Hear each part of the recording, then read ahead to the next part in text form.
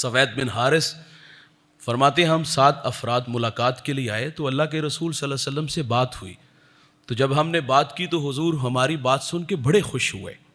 راضی ہوئے کہ تم بہت اچھا بولتے ہو، اور حضور نے ہماری حوصلہ افزائی فرمائی۔ حوصلہ افزائی یہ انسانی فطرت ہے۔ ہم نے پڑھا ہے اللہ کے رسول صلی اللہ علیہ وسلم نے اپنے اصحاب کو بڑی محبت دی۔ معراج سے واپس آئے تو بلال کو فرمایا کہ بلال کون سا ایسا اچھا عمل کرتے ہو، جنت کی ڈیوڑی میں تمہارے قدموں کی آواز کو سنا ہے۔ حضرت سالم پہ ایک دن قرآن کی تلاوت کر رہے تھے تو حضور فرماتے اللہ تیرا شکر ہے کہ تو نے سالم جیسے قاری قرآن میری امت میں پیدا فرمائے۔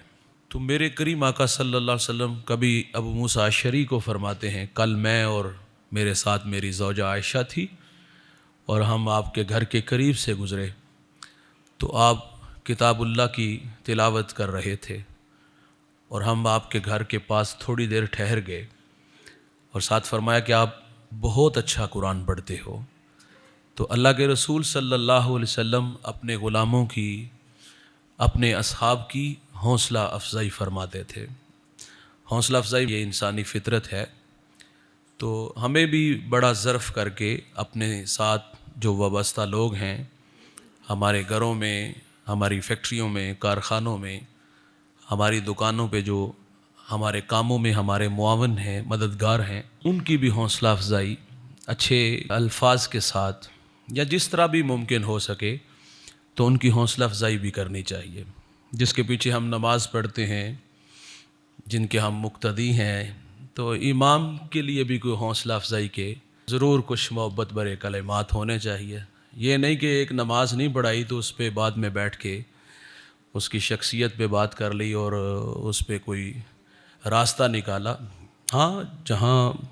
ایسا معاملہ ہو تو عرض کر لینے میں حرج کوئی نہیں، لیکن اگر وہ اچھا کام کر رہے ہیں، اچھی نصیحت کرتے ہیں، آپ کو وقت دیتے ہیں، آپ کے بچوں کو قرآن پڑھاتے ہیں، حدیث سکھاتے ہیں، تو حوصلہ افزائی ان کی بھی۔ ہمارے ہاں شاید کہ حوصلہ افزائی صرف ایسا ہی ہوتا ہے، پیسے سے نہیں بھائی، اچھے الفاظ سے، کہ آپ اچھا قرآن پڑھتے ہو قاری صاحب، آپ اچھا خطاب کرتے ہو مولوی صاحب،